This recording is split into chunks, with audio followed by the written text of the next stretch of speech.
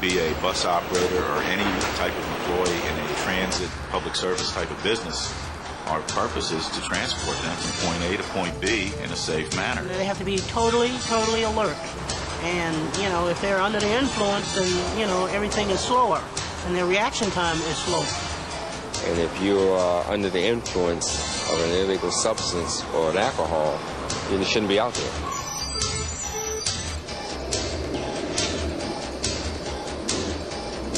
What we're going to take a look at today is reasonable suspicion, making the decision to refer one of your employees for drug and alcohol testing. It's not necessarily an easy thing to do, especially if you worked your way up the ranks.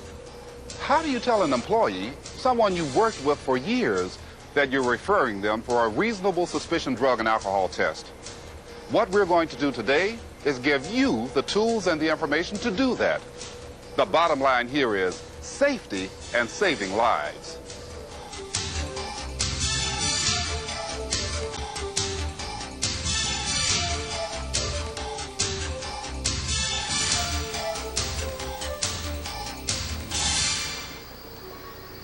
The Federal Transit Administration is required to issue a rule requiring recipients of certain FTA funding to train some supervisors on reasonable suspicion determinations on safety-sensitive employees for prohibited use of drugs and misuse of alcohol.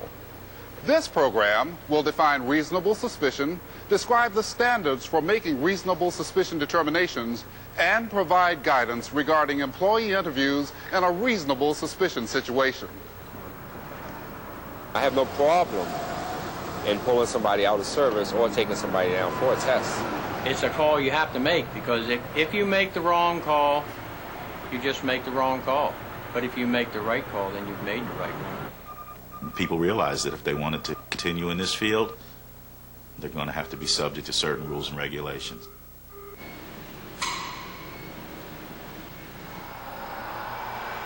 It's your job as a supervisor to make the reasonable suspicion determination for employees performing safety-sensitive functions. The key phrase here is performing a safety-sensitive function. An employee's job description or job title is not the sole qualification here. We're talking about any employee performing a safety-sensitive function, whether or not that function is specifically mentioned in their job description. There are 5 major categories of employees who perform safety-sensitive functions. First are employees who operate revenue service vehicles. Second are armed security personnel. Third, non-revenue service vehicle operators who hold a commercial driver's license. Fourth, employees who do maintenance on revenue service vehicles and equipment used in revenue service. And finally, employees who control, dispatch, or move revenue service vehicles. These employees must not use alcohol while performing a safety-sensitive function, 4 hours prior to performing the function, and up to 8 hours following an accident or until the employee undergoes a post-accident test, whichever occurs first. FTA regulations clearly state that ingestion of cocaine, marijuana, opiates, amphetamines, and PCP is prohibited at all times. If there's reasonable suspicion that an employee is performing his or her job while under the influence of drugs or alcohol, or both, he or she should be immediately referred for testing, breath tests for alcohol, and urine testing by a certified laboratory for illegal drugs. The man that's an alcoholic may have been an alcoholic for years, and you don't even know it, and he's worked right beside you. But you just keep your eyes open to the everyday normal activities that people do, and it will show up sooner or later. The referral must be based on specific, contemporaneous, articulable observations. That means what you see right then, and that you can clearly explain the behavior, speech, appearance, or body odor of the covered employee. When we observe someone on the floor who we think is either under the influence or has a problem, at first it's hard to make a call because you really don't want to finger somebody out. But then you have to do it for the good of everybody and for the good of the company. And after it's all over with, it is a good feeling to know that you did help someone.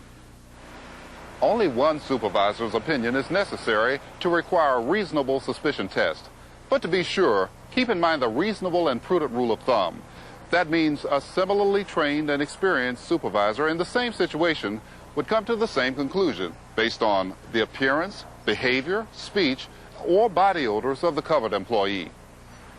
Generally, I like to have another supervisor confirm that with me, or if that's not possible, I try to think, well, if another supervisor was sitting here, would they come up with the same conclusion based on the same set of circumstances? It really comes down to saving lives. After all, drug or alcohol use by transit employees in safety-sensitive positions generally leads to one thing: disaster. Accidents like these, lives lost like these. It doesn't have to happen if we spot and help drug and alcohol abusers before they hurt themselves or others. Any employees exhibiting signs or symptoms of prohibitive drug use or alcohol misuse should be immediately referred for a reasonable suspicion test.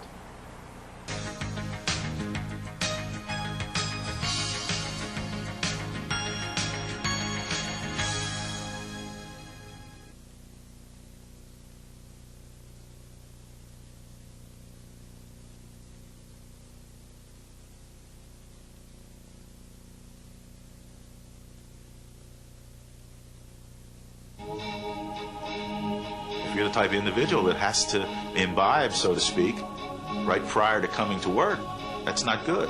Now, we're not saying you cannot have a drink here and there. We're talking about the individual that's going to take a nip at 3:30 in the morning and he's got to come to work at 4:30 in the morning. You know, you're hauling people, kids, someone's loved one. You know, people who depend on you to get them where they got to go. And if you're under the influence of an illegal substance or an alcohol, you shouldn't be out there.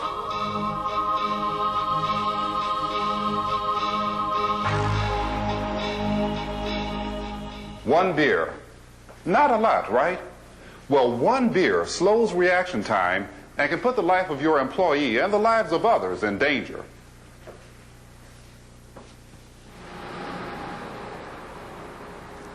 For the purpose of the FTA regulations, alcohol is alcohol in any form. So in addition to obvious beverages, it includes mouthwash, cough syrup, prescribed medicines, extracts, and candy with liquor. The misuse of alcohol, any alcohol, slows down physical responses and progressively impairs mental functions. It is a depressant. It affects vision, judgment, reaction time, memory, and most important, its use can affect the public safety. What you as a supervisor have to watch out for are a variety of short-term indicators that give you reasonable suspicion of alcohol misuse. The indicators include physical appearance, behavior, speech, and body odors. We'll be using an actor to help demonstrate some of the signs and symptoms of alcohol misuse to give some reference for employee assessment. Physical symptoms of alcohol misuse include lack of coordination, bloodshot or watery eyes, possibly constricted pupils, and/or an alcoholic blackout.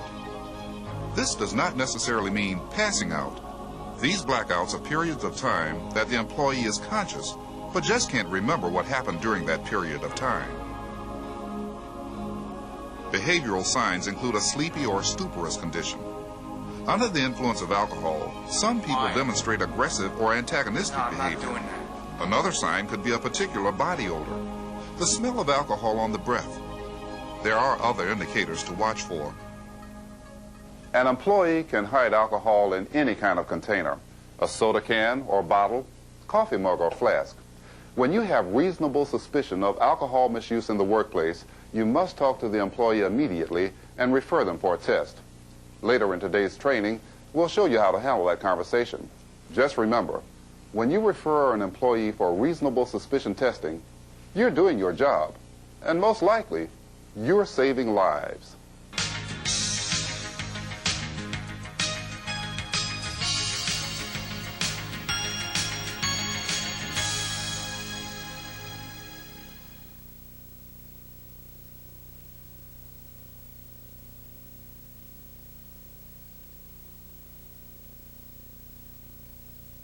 The main dangers of alcohol and drug abuse or use is a safety factor. I mean, that's the overriding concern.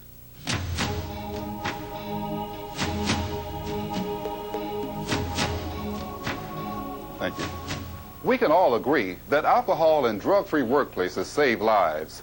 Therefore, when you're supervising employees who perform safety-sensitive functions, you need to be on constant lookout for illegal drug use. Reasonable suspicion of drug use can be determined in a number of ways. First, you should be able to recognize the illegal substance or the paraphernalia that is used with it. Second, observe your employees. Is anyone exhibiting signs or symptoms of drug use? There are 4 short-term indicators of illegal drug use. These include physical appearance, behavior, speech, and body odors. We're going to talk about the 5 drugs prohibited by the Federal Transit Administration. These are cocaine, marijuana, amphetamines, opiates, and phencyclidine, or more commonly referred to as PCP. We'll take them one at a time. One thing you should remember, it's not your job to diagnose exactly what specific substance is being used. You just need to recognize specific types of behavior that may indicate illegal drug use.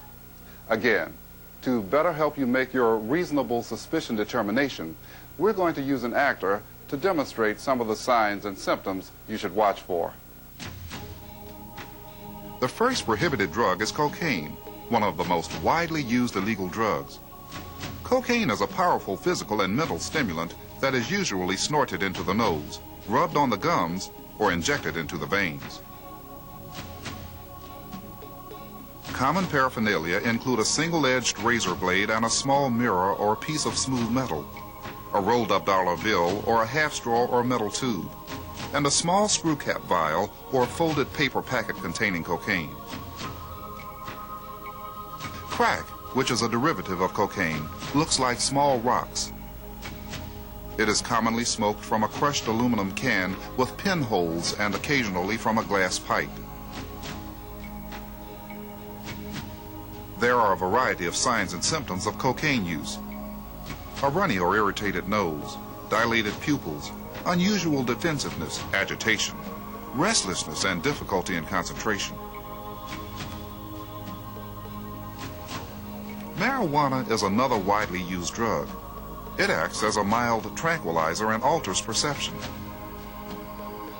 Marijuana is a green to brown leafy material that resembles oregano and can be rolled into joints or smoked from a pipe. Often, a cigar is hollowed out and filled with marijuana. Another variety of marijuana is hashish or hash, a compressed tar-like substance ranging in color from pale yellow to black. It is usually sold in small chunks wrapped in aluminum foil. It is also smoked from a pipe. Some of the signs and symptoms of marijuana use that should be watched for are bloodshot eyes, lack of motivation, diminished concentration, distortions in time estimations, increased appetite, and seemingly uncontrollable laughter, slow speech and a lackadaisical, I don't care attitude. Another indicator of marijuana use is its distinctive odor. It has a pungent aroma resembling a combination of sweet alfalfa and incense, and usually lingers on the user's clothing. Amphetamines are sold in counterfeit capsules or as white, flat, double-scored mini-bennies. They act as central nervous system stimulants and speed up the mind and body. They are usually taken by mouth. Signs and symptoms of their use can include dilated pupils, profuse sweating, hyperexcitability and restlessness, and usually aggressive behavior. Amphetamine users can also be prone to impulsive and risk-taking behavior, not the kind of behavior that is appropriate for people in safety-sensitive occupations. Opiates are narcotics, such as opium, heroin, morphine, and codeine. They alleviate pain, depress body functions, and slow reactions. Opiates may be taken in pill form, or they may be smoked or injected. Some of the signs and symptoms of opiate use are difficulty in breathing, constricted pupils, lack of coordination, physical fatigue and drowsiness, possible puncture marks or tracks on the arms caused by needles. Opiate users often suffer from excessive itching as a result of drug use. Commonly called PCP, Phencyclidine is used infrequently today. It is not generally used in the workplace because of the severe disorientation that occurs. But you, as a supervisor, must be aware of it. Phencyclidine is a tranquilizer. It is commonly sold as a clear liquid and occasionally as a creamy granular powder, packaged in 1-inch square aluminum foil or folded into packets. Marijuana joints or cigarettes are often dipped or sprayed with PCP. The drug is also smoked and snorted. The potential for accidents and overdose emergencies with PCP is high because of the extreme mental effects combined with the anesthetic effect it has on the body. Some signs and symptoms of PCP use are violent or combative behavior, dilated pupils, extreme mood swings, and agitation. PCP users also display severe confusion as well as an inability to speak coherently. Those are the 5 illegal drugs and some of the classic symptoms of drug use. You need to keep in mind that some users will use 2 or more drugs at one time or combine drugs with alcohol. These people are known as polyusers. The effects of polydrug use vary widely depending on the combination of drugs involved. If you have reasonable suspicion that one of your employees is using any of these drugs or a combination of drugs or drugs and alcohol, immediately inform them that they're being referred for a reasonable suspicion test.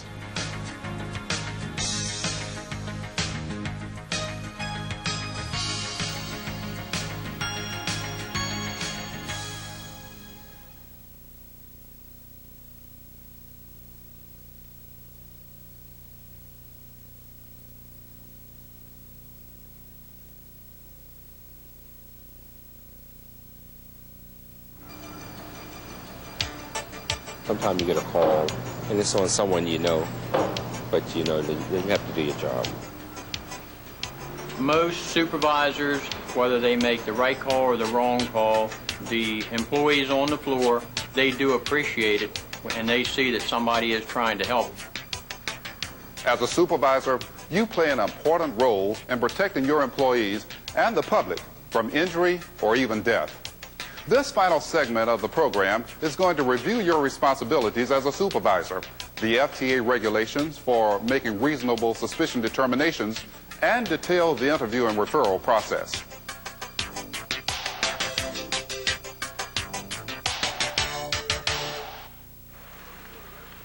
One of the most important functions you perform as a supervisor is watching your employees for indications of drug and alcohol use and making reasonable suspicion determinations. It is important to note that long-term indicators such as absenteeism, tardiness, occupational injuries, or moving traffic violations are not a basis for a reasonable suspicion determination. Now, the FTA does not require a supervisor to document each and every reasonable suspicion determination in writing, but any documentation generated must be saved for at least 1 year. A reasonable suspicion determination has to be based on contemporaneous, articulable observation. That means you have to be able to clearly explain what you see right then concerning behavior, speech, appearance, and body odor of the covered employee. For drugs, these observations can be made at any time.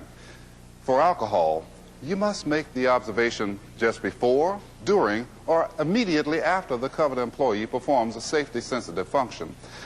Remember the reasonable and prudent rule of thumb that another trained and experienced supervisor in the same situation would come to the same conclusion based on appearance, behavior, speech, or body odors of the covered employee.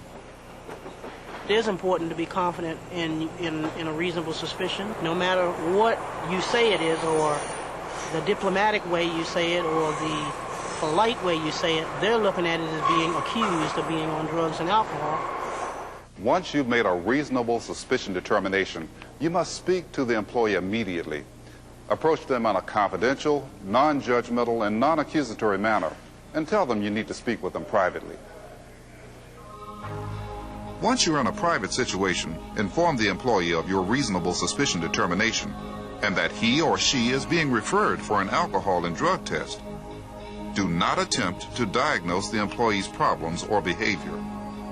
Allow the employee the opportunity to describe the events that took place from his or her perspective. Denial should be an expected reaction. If a person knows they will test positive, they may give many explanations and protest strongly to avoid testing. At all times, it is important that you respect the dignity and confidentiality of the employee. You conclude the encounter by telling the employee where to report for the test. We had a man that had an alcohol problem, and the supervisor, the frontline supervisor, picked the problem up. He came to me about the problem. We talked to the man and tried to encourage him to do something. And after about 3 days, he did come to us and he did seek help. And he's been a good employee ever since then. Although it's not legally mandated or required, it is recommended that the individual be accompanied to the designated test center or collection site. It's not wise to let an employee who's under the influence of alcohol or illegal drugs proceed alone to the site or to drive home. It's not safe for the employee, and others can be endangered as well. Leaving the individual on their own gives them the opportunity to ingest another substance that could affect test results. It is also possible they won't show up for the test. An employee's refusal to submit to a test constitutes an immediate positive drug or alcohol test result. In the instance of a refusal or actual positive drug or alcohol test result, the employee is immediately removed from his or her safety-sensitive position and immediately referred to a substance abuse professional for evaluation. The FTA rules do not require that an employee who tests positive or who refuses to take a test be terminated. In fact, your employer may have a second chance policy. However, such an employee may not perform a safety-sensitive function again until he or she has been evaluated by the substance abuse professional, successfully completed rehabilitation as recommended by the substance abuse professional, undergone a second evaluation, and passed a return to duty test. It's your job as a supervisor to make reasonable suspicion determinations.